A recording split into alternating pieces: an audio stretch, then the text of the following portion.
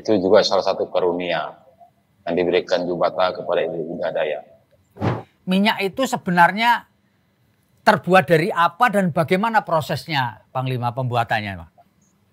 Minyak ibut itu adalah minyak dari anak burung.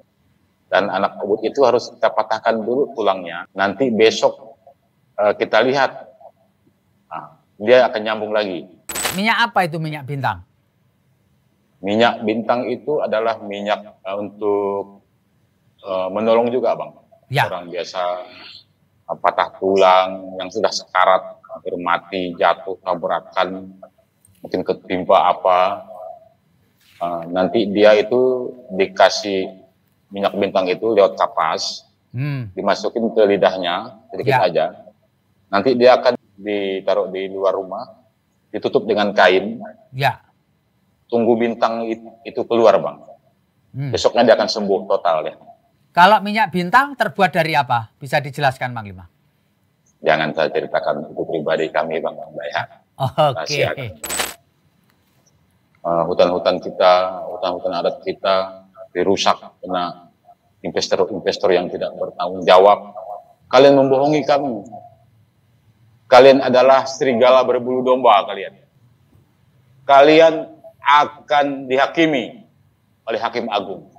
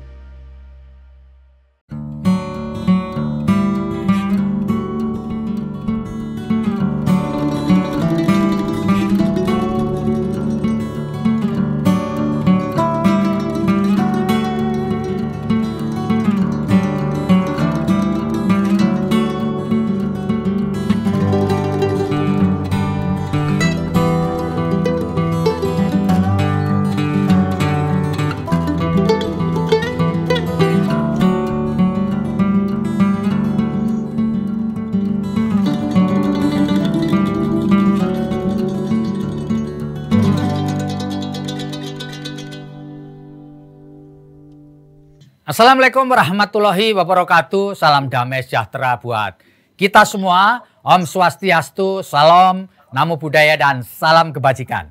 Saya Febi Mahendra Putra, Direktur Pemberitaan Tribun Network. Tribuners, pada akhir November 2022 yang lalu, Presiden Joko Widodo berkunjung ke Kalimantan Barat. Pada saat itu, beliau, Presiden Republik Indonesia Joko Widodo, bertemu dengan anggota pasukan merah Tariu Borneo Bangkule Rajang, dan kemudian didampingi oleh Panglima Jila sebagai pemimpin pasukan merah. Telah bersama dengan saya pemimpin pasukan merah Panglima atau Pangkalango Jila. Saya akan menyapa beliau. Salam Panglima Jila, apa kabar? Baik, luar biasa, Bang. Sehat saya.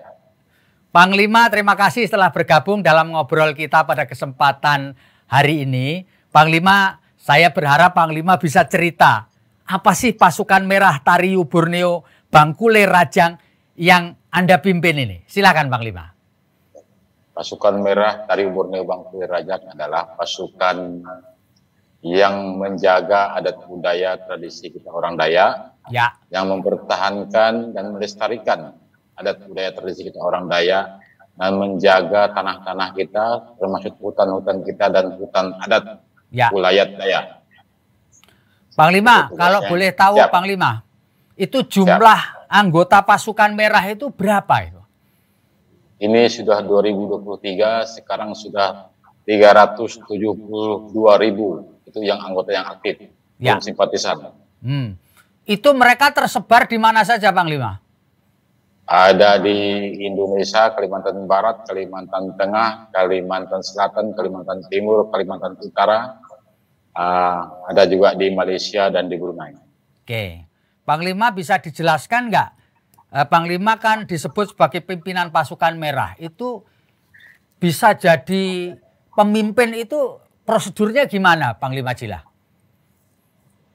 Ini karunia, Ya. bukan prosedur, karunia yang diberikan oleh Jubata kepada saya, dan saya didatangi oleh leluhur-leluhur kami lewat mimpi, lewat nyata. Beliau menyampaikan, saya serahkan kerajaan ini kepadamu, bangku ini kosong, silakan kamu isi. Betul perkataan salah satu raja di kerajaan Bangku Raja berbicara lewat mimpi dan saya. Namanya Patih Patinggi atau yang dikenal dengan Satinggi. Itu terjadi kapan, Panglima? Masih ingat? Masih ingat. Nah, kapan itu, Bang? Itu di awal tahun 2014. Ya. Sebenarnya mimpi itu dimulai dari 2010. Cuman waktu itu saya tidak peduli karena terlalu, menurut saya repot mengurus orang banyak. Ya. Jadi tidak saya pedulikan berapa tahun, 3 tahun, setiap bulan, kadang 3 bulan sekali ada mimpi itu datang. Tapi tidak saya pedulikan, tapi saya semakin dituntut, semakin didatangi. Dan beliau berharap saya menduduki tahta itu karena kosong katanya. Ya. Kamu mungkin daya. Nah, sebelumnya pemimpinnya siapa, Panglima? Kita waktu itu raja terakhir kita adalah Raja Singau. Beliau itu raja terakhir Ya. kita di kerajaan Bangku Raja. Beliau terakhir sampai tahun berapa, masih ingatkah? Sekitar 500 tahun yang lalu, Bang, terakhirnya. Oh, jadi selama 500 tahun ini kerajaan ini kosong berarti? Kosong. Ya. Nah, setelah kemudian Panglima Jilah mendapatkan mimpi, lalu kemudian apa yang kemudian setelah menerima amanah itu, apa yang Panglima lakukan? Saya disuruh berjalan menelusuri bekas-bekas perkampungan, bekas kerajaan, keramat-keramat. Saya harus menyusuri dulu di mana penembahan kerajaan Bangku Raja itu berada. Sampailah saya ke Malaysia, ke Brunei sana, Bang. Ya. Karena kerajaan ini besar, Bang, satu pulau. Nah, setelah itu apakah ada upacara penobatan atau semacam penobatan begitu, Panglima Jilah? Ya, penobatan itu sebenarnya saya tidak menginginkan. Ya. Karena gelar manusia saya tidak perlu, Bang. Saya sudah digelar oleh para leluhur, Bang, sejak lahir. Nah, tapi kata orang-orang kita, kata yang tua-tua, kata yang para pengurus itu, manusia wajib tahu dan Panglima harus dinobatkan. Tidak akan kalau tidak ada penobatan secara manusia tidak akan diakui, kata mereka. Saya bilang seperti ini, bagi saya pengakuan itu tidak penting. Bagi saya bagaimana saya bekerja, bagi saya bagaimana saya membuktikan, mempertahankan, melestarikan, menjaga, itu yang lebih penting. Saya bilang. Tapi mereka terus mendesak saya selama 2 tahun. Akhirnya saya mengizinkan, silakan kalian nobatkan saya. Jadi penobatan itu dilakukan kapan, Panglima? 2018, pada waktu itu di bulan 3, tanggal 9. Tanggal 9 Maret 2018 ya? Iya. Iya. Nah, upacara penobatan itu apakah dilakukan 1 hari atau dalam beberapa hari gitu, Panglima? 2 malam, 3 hari. 2 malam 3 hari ya? Iya. Ya. Nah, setelah dinobatkan sebagai pemimpin pasukan merah, lalu apa yang Panglima lakukan? Yang saya lakukan adalah menyampaikan kepada manusia, kepada masyarakat, pentingnya adat budaya dan tradisi. Ya. Karena manusia tanpa adat, tanpa tradisi, ibarat pohon tanpa akar. Mati. Ya. Pada waktu itu disampaikan dalam forum apa, Panglima Jilah? Di situ pas di dalam kegiatan adat kita di Keramat Patipa Tinggi di Kepatihan. Oh, di Kepatihan.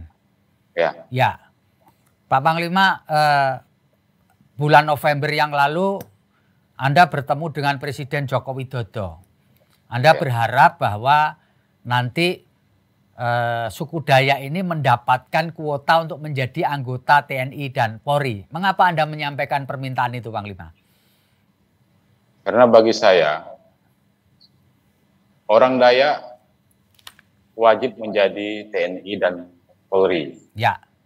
Karena ini adalah pulau kita, Pulau Dayak, dan kita adalah bagian dari NKRI itu, dan kita wajib memimpin di daerah kita sendiri. Ya. Makanya saya meminta kepada Pak Presiden Republik Indonesia, Pak Joko Widodo, yang saya muliakan, yang saya hormati, saya meminta beliau agar memberikan kesempatan kepada anak-anak Dayak untuk menjadi polisi dan TNI, dan saya pribadi menginginkan anak-anak Dayak itu bisa menjadi jenderal-jenderal. Ya, itu ya Pak ya. Ya, dan beliau mengiyakan, dan itu terus berjalan sampai hari ini. Ya, puji syukur orang Dayak sudah banyak juga yang jadi polisi. Banyak juga anak-anak kita yang naik pangkat. Sudah mulai itu. Oke. Panglima Jilah, banyak orang mengira atau berpendapat bahwa Anda ini adalah orang yang punya kekuatan spiritual dan supranatural. Apakah benar, Panglima? Kalau kami tidak menyebutnya seperti itu. Nah, gimana, Panglima? Kalau kami ada menyebutnya sebagai karunia. Ya. Karunia yang untuk kita bagikan untuk menjaga adat ini, menjaga tanah air ini supaya tidak diganggu orang. Bukan untuk nantang-nantangin orang, bukan untuk menyakitin orang, ngancam, tapi untuk melindungi orang. Ya. Melindungi tanah air, orang-orang. Itu fungsinya. Ya. Karunia itu diberikan agar saya juga membagikan karunia-karunia itu kepada orang lain dan bisa melindungi orang lain dan bisa menjaga adat budaya tradisi, menjaga hutan-hutan kita, tanah adat kita, agar tidak dirusak, tidak di bumi hanguskan, begitu bahasanya.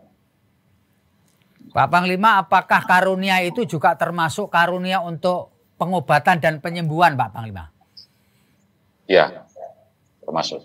Termasuk ya Pak Panglima ya? Ya. Pak Panglima pernah mengikuti yang sekarang lagi viral namanya Ibu Ida Dayak yang melakukan pengobatan secara gratis kepada mereka yang mengalami gangguan tulang? Itu juga salah satu karunia yang diberikan Jubata kepada Ibu Ida Dayak. Itu baik adanya untuk tidak merugikan orang, tidak mengganggu orang. Itu harus kita dukung. Karena kami orang Dayak dari dulu, sebelum ada negara ini, dokter itu belum ada. Kami selalu menggunakan ritual adat, pengobatan tradisional. Salah satunya adalah minyak ubud namanya itu. Bukan minyak ubud ya? Ya, minyak ubud. Yang warnanya merah itu ya Panglima ya? Ya, kalau masalah warna, mau warna apapun dia, kalau untuk tulang yang patah atau yang bengkok, biasanya minyak ubud namanya. Pak Panglima bisa dijelaskan lebih detail lagi, minyak itu sebenarnya terbuat dari apa dan bagaimana prosesnya Panglima pembuatannya, Pak? Minyak ubud itu adalah minyak dari anak burung yang kalau kami di sini nyebutnya itu anak burung yang masih baru menetas, ya, baru keluar. Jadi anak ubud itulah diambil, dan anak ubud itu harus kita patahkan dulu tulangnya. Ya. Nah, nanti besok kita lihat, dia akan nyambung lagi. Tulang anak ubud yang dipatahkan tadi itu nyambung lagi. Ya. Nanti kita ambil anak ubud ini tadi. Anak ubud ini nanti kita oseng, kita jadikan minyak. Itulah dia menjadi minyak ubud. Karena kita pembuktiannya dulu, kita patahkan dulu kaki anak ubud yang baru lahir ini tadi. Nah, nanti kita lihat besok pasti nyambung. Nah, nanti kita ngambilnya hari Jumat biasanya. Hari Jumat, dan nanti anak ubud itu kita oseng sehingga keluarlah minyak. Ya. Itulah nanti untuk kita untuk nolongin orang yang patah tulang, tulang bengkok. Kalau menurut saya Ibu Ida mendapatkan karunia dari Jubata untuk menolong orang, karena di zaman ini berobat itu sangat mahal, banyak rakyat kita juga yang tidak mempunyai dana untuk berobat ke rumah sakit. Dengan Ibu Ida pengobatan gratis, hanya membayar minyak saja, saya rasa itu perbuatan yang mulia yang patut kita dukung. Itu adalah salah satu karunia. Ibu Ida juga, saya yakin kalau sekali lagi beliau masih tulus, masih ikhlas, masih percaya sama Jubata, Ibu Ida akan selalu mampu menolong orang. Itu aja, karena pengobatan di Indonesia ini sangat-sangat sulit dan juga dipersulit. Jadi kita akhirnya kembalilah ke jati diri kita lewat adat, budaya, tradisi kita orang Indonesia, lewat pengobatan tradisional, ya, sehingga ibu ini dikenal orang sebagai ibu penolong, ibu daya yang baik hati, yang rendah hati, yang mau menolong orang, dan itu buat saya luar biasa. Ya. Tidak semua orang bisa menolong orang dengan hampir tidak ada biaya. Ya. Karunia.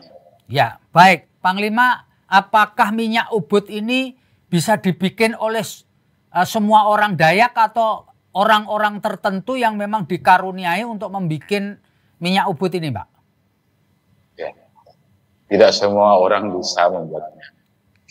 Barang ini kan tidak mudah mendapatkan barang ini. Kalau semua orang bisa, nanti gimana ya? Nggak semua orang bisa. Orang yang diberikan karunia saja. Ya. Yang diberikan karunia untuk menolong orang saja. Karena kalau kami orang Dayak itu biasa kan tidak meminta upah, tetapi ada namanya ucapan kasih. Ya. Namanya pengkaras, namanya orang Dayak mengenal pengkaras, bukan upah. Ya. Itu adalah acara Ibu Ida Dayak, karena dia orang Dayak, dia pasti mengerti. Saya rasa rezeki dia akan terus mengalir. Karena dia orang baik, masih menggunakan pengobatan tradisional orang Dayak, dia masih bangga dengan jati dirinya sebagai orang Dayak, dan dia juga menolong orang, kan, bukan menyakitin orang, bukan menipu orang. Ya, kita harus mendukung semua.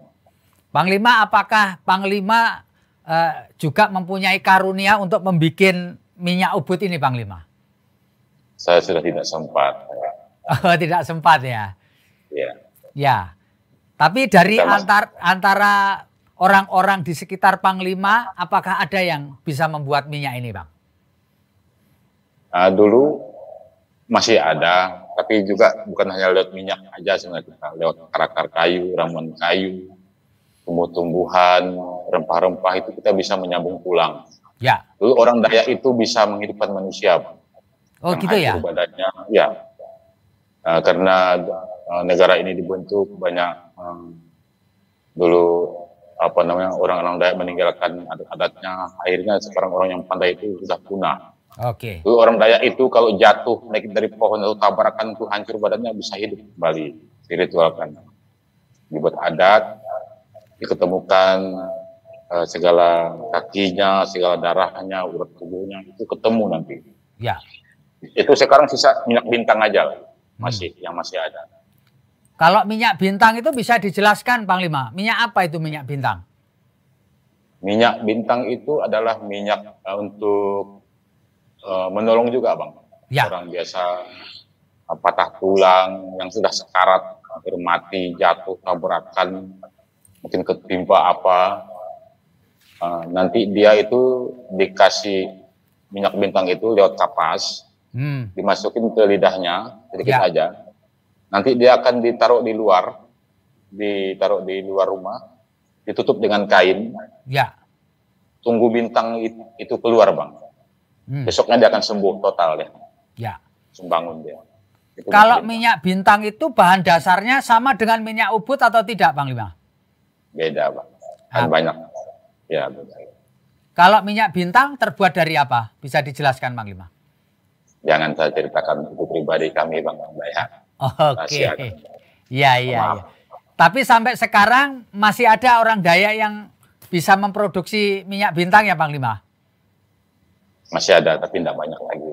Tidak banyak lagi ya? Baik. Panglima bisa diceritakan sedikit mengenai masa kecil Panglima sampai kemudian menjadi dewasa.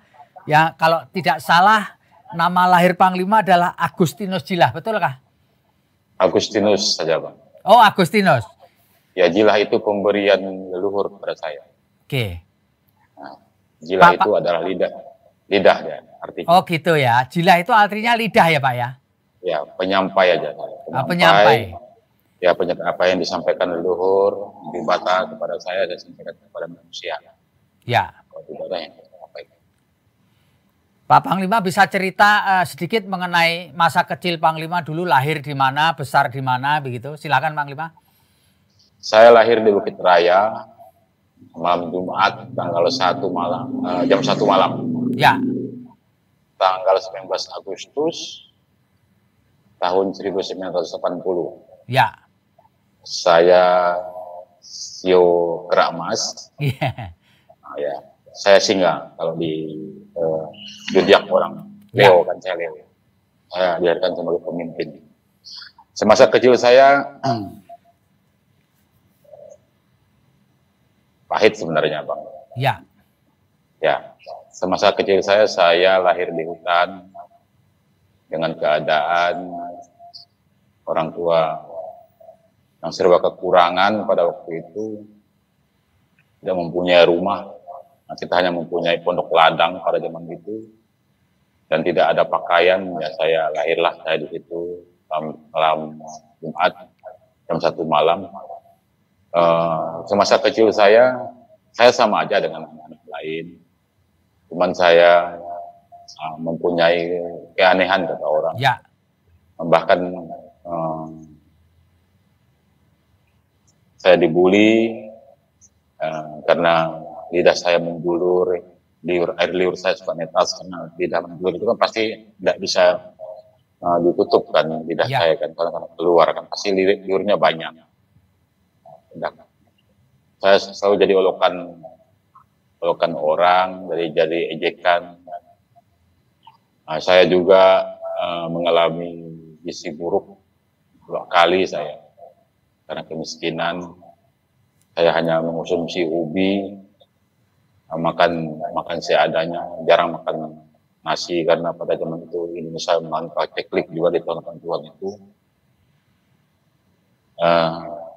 Mungkin ini rencana di Batar, rencana Tuhan untuk membentuk karakter saya, untuk menjadi harus dicobai, harus dimiskinkan, harus dibuat jelek. Saya seorang yang gagap, yang tidak bisa berbicara dengan orang lain. Kalau saya berbicara, saya ditertawain orang. Tapi Tuhan mungkin menguji saya, supaya saya tidak sombong, supaya saya tidak merasa paling hebat. Saya harus mampu menahan emosi saya setiap hari.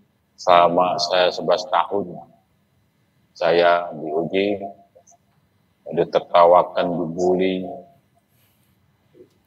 dan banyak lagi yang lain. Bahkan orang leput penyakit ke saya. Ada satu cerita kecil saya itu ketika saya pulang sekolah di siang hari, hujan. Ya. Saya singgah di rumah orang di tepi atapnya aja, di tepi rumahnya aja.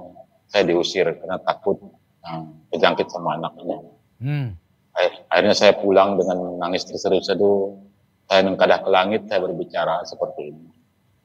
Jubata, saya ini sangat tersiksa, sangat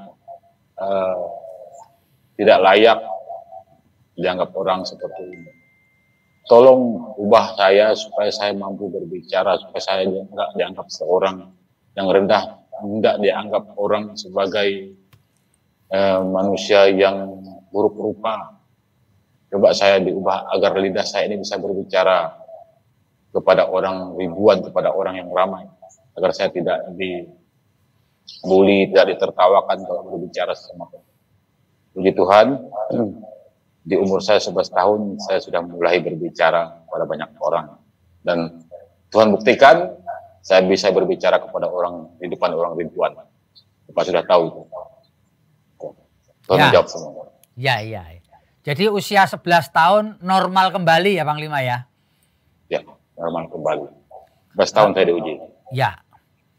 Pak Panglima, orang sering bilang bahwa Panglima juga diberi karunia untuk hadir secara cepat di semua tempat. Secara cepat, tidak perlu naik pesawat, tidak perlu naik kendaraan. Apakah betul Pak Panglima mempunyai karunia semacam itu? Itu adalah roh kami. Oh gitu. Roh kami itu akan dipakai oleh leluhur. Kami itu akan diserupai leluhur, akan menjadi banyak bisa ke sana ke sini kan. Orang nyebutnya itu balas ribu biasa. Balas ribu ya. Ya, mereka gunakan muka sampai saya kan. Kayak muka saya semua, mereka menjadi muka saya semua sana sini ada. Tapi itu semua leluhur yang menyerupai saya. Ya. Panglima, kalau boleh cerita sedikit Panglima, apakah sebagai pemimpin dari pasukan merah ada ritual tertentu atau ada tindakan tertentu yang harus Panglima lakukan secara rutin atau setiap hari untuk tetap mendapatkan karunia itu Panglima? Saya membakar dupa, pagi-pagi saya membakar dupa seperti ini. Sore hari itu saya wajib karena saya harus mengucap syukur, terima kasih, nengkadah ke langit, saya berbicara terima kasih atas hidup ini, Jubata, terima kasih leluhur atas bimbingan ini, sampai hari ini saya masih bisa hidup, bisa bernapas, itu aja sih sebenarnya. Lebih ucapan terima kasih aja. Ya. Setiap hari saya lakukan. Ya, Panglima kalau boleh saya tahu. Panglima kan mempunyai tato loh. Tato-tato itu apakah mempunyai makna tertentu Panglima? Ya, ini adalah seni tato. Tato itu berasal dari Kalimantan, budaya, bukan berasal dari luar negeri. Ya. Tato itu tidak ada warna, dia mutlak hanya satu warna, warna hitam. Ya. Ini adalah tato tapak tamang namanya. Tapak tamang. Ya. Anda asal-asal tato keinginan kita. Saya harus mendapatkan mimpi. Diizinkan saya menato ini, ya saya lakukan.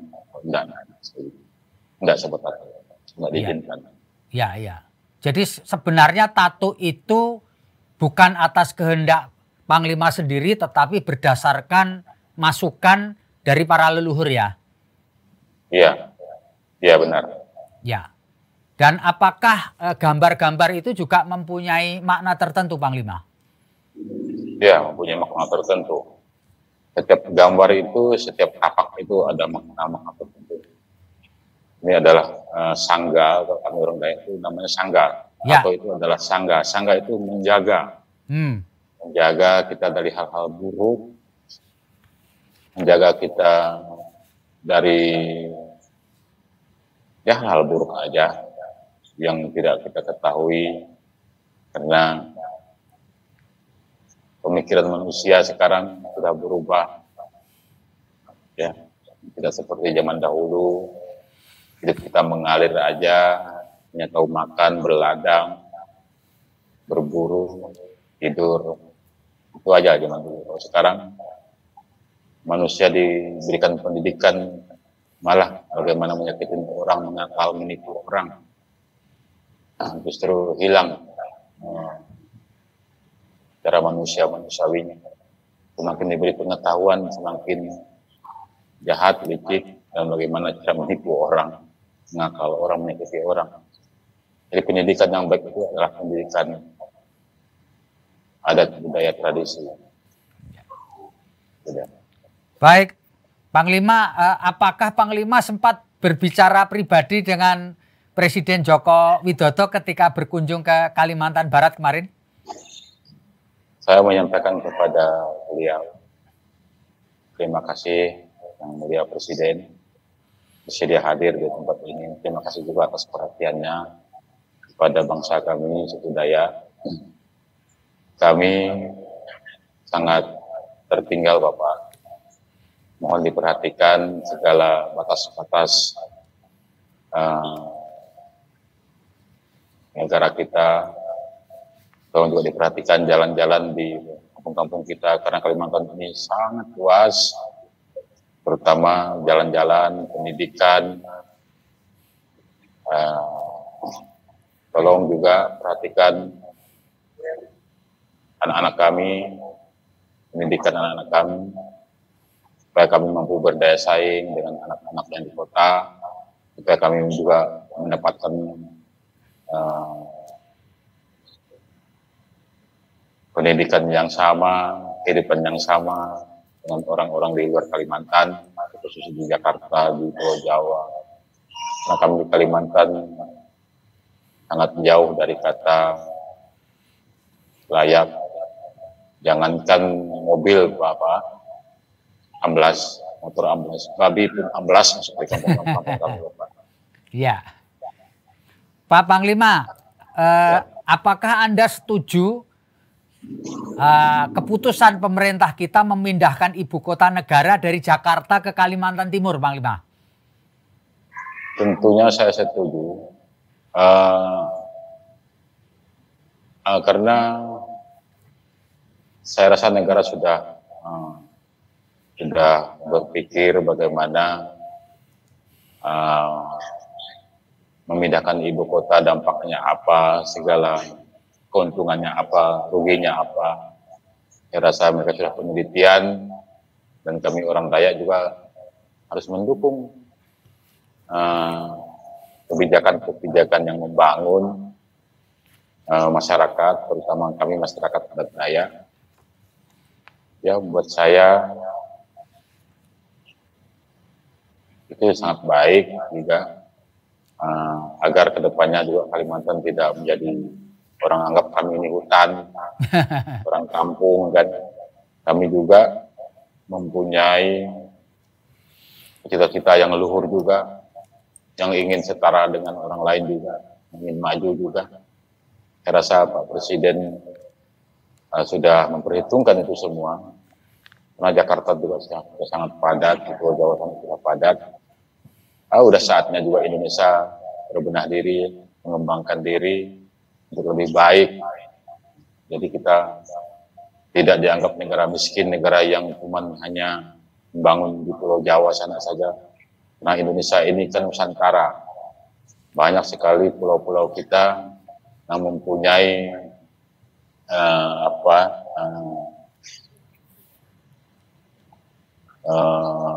sumber alam yang baik, dan manusia-manusianya yang mumpuni juga, Kalimantan ini. Ya. Luar biasa orang Kalimantan, banyak orang hebat di sini. Cuma tidak diberi kesempatan aja. Kita mampu memimpin Indonesia ini pun kita mampu. Ya. Baik, Panglima. Banyak orang juga kepingin tahu mengenai istilah namanya mangkok merah. Itu apa ya, Panglima? Mangkok merah itu adalah jalan terakhir sebenarnya. Jalan terakhir masalah. Kalau tidak ada jalan, tidak ada keputusan di menyelesaikan masalah antar suku, terpaksa kok kita harus memberikan mangkok merah itu untuk berjalan. Itu adalah pesan perang sebenarnya. Karena secara adat kita sudah tidak bisa dianggap lagi, yang tidak mau kurang pedulikan. Kita sudah menawarkan adat, hukum adat, tapi diabaikan. Tidak ada jalan lain lagi. Ya akhirnya masyarakat akan meminta mangkuk merah itu dijalankan kepada seorang panglima biasanya. Ya panglima bisa didesak sama masyarakat agar mangkuk merah itu dijalankan. Nah, itu mangkuk merah itu sebenarnya semacam ini, semacam tanda aja, tanda persiapan. 3 hari dia setelah perdamaian itu tidak ada mendapatkan titik temu, terpaksa mangkuk merah ini dijalankan karena sudah tidak ada jalan lagi. Tapi di zaman sekarang orang sudah banyak yang mengerti dan tidak ada lagi konflik-konflik yang tidak bisa kita selesaikan. Kalau tidak mampu dengan adat, kita dengan hukum pemerintah. Hukum pemerintah tidak mampu dengan hukum pemerintah, tidak dijalankan dengan hukum adat, sehingga mangkuk merah itu tidak perlu terus berjalan.